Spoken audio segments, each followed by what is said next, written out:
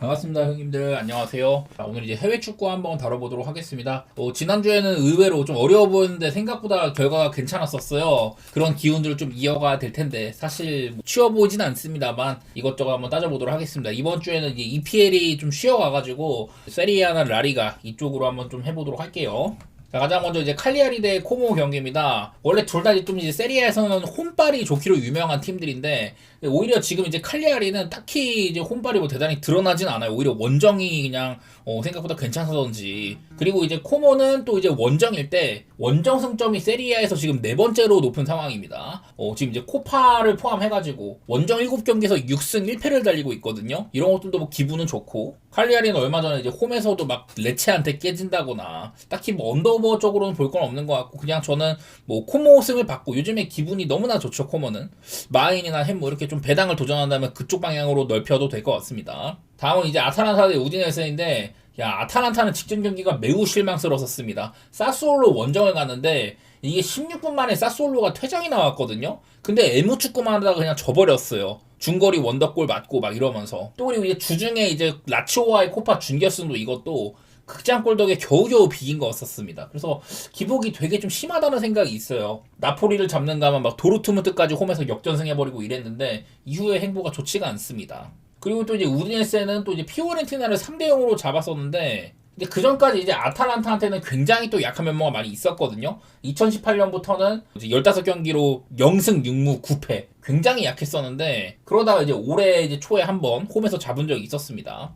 그래서 이런 맞대결에서의 연속성도 잃었으면은 요즘 같은 아탈란타의 폼으로는 딱히 마음이 놓이진 않는다, 이런 생각이 좀 있는 것 같아요. 그래서 뭐 아탈란타 이런 좀 피로도 문제도 있고 쉽진 않을 것 같아서 개인적으로 이제 뭐 아탈란타의 배당도 딱히 뭐 안 나오길래 그래도 홈이니까 햄무나 무승부 이런 좀 고배당 트라이가 맞지 않을까. 사실 근데 뭐 무승보다는 그냥 아탈란타 일반승도 그냥 그 정도 볼만한 것 같아요. 딱히 뭐 믿음은 크지 않아서 차라리 본다면 그냥 뭐 고배당 햄무 같은 게 생각이 오히려 납니다. 다음은 유벤투스 대 피사인데요.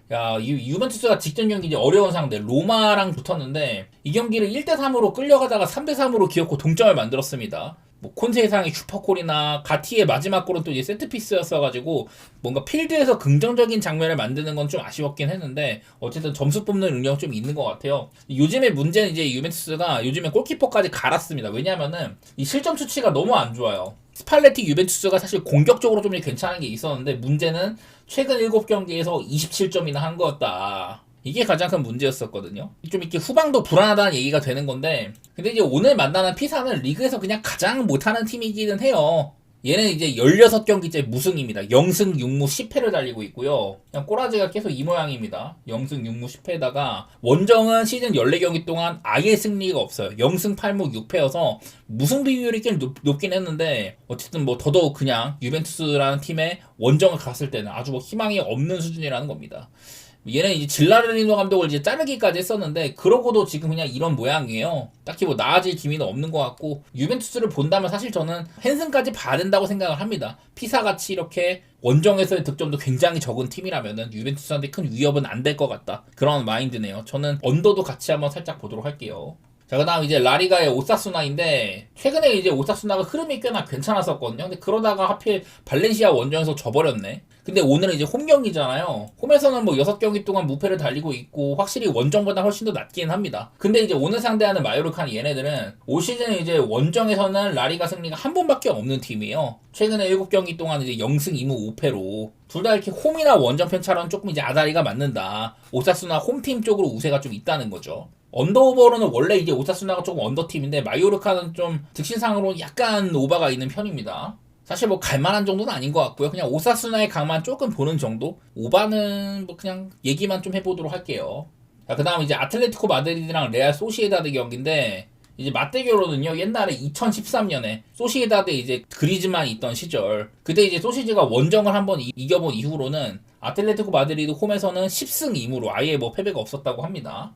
근데 이제 아틀레티코 마드리드는 주중에 코파에서 풀멤버를 내고도 바르시아한테 0대3으로 졌어요. 근데 1차전을 4대0으로 이겨가지고 진출하긴 했지만은 어쨌든 그리고 뭐 잘 싸우지는 못했다는 거고, 그게 사실 뭐 이제 쉬운 상대 오비에도 원정도 좀 어렵게 갔었고 뭐 이런 것들이 있긴 있었습니다. 어쨌든 이제 꼬마의 홈 성적은 시즌 전체로는 11승 1무 1패, 그리고 이제 그 1패도 이제 베티스한테 가장 최근에 좀 이제 진 거기도 하고, 여러 가지로 좀 이제 아틀레티코 마드리드 원정은 빡세기는 해요. 저는 이제 누차 말씀드렸던 소시에다드의 경쟁력이 상당히 있다. 코파델레이는 결승까지 진출을 했고요. 확실히 이제 소시지 감독 교체 효과가 있는 것 같다. 그런 것들이 이제 뭐 레알한테 아주 로테이션을 많이 돌려갖고 진 경기, 그다음에 오비아도한테도 세트피스 3번 맞고 뒤진 경기, 뭐 이런 경기가 있지만 이후에 그래도 뭐 계속해서 득점 페이스는 이어나가고 있거든요. 감독 교체 이후에 13경기 연속으로 모든 경기에서 득점을 하고 있다. 이런 것들이 이어지고 있어가지고 저는 소시지가 아틀레티코 마드리드 원정에서도 일단 뭐 득점은 좀 할 것 같거든요. 그러면은 오바라든지 소시지의 1프레임 같은 거 배당 사냥을 좀 해볼 만한 것 같기는 합니다.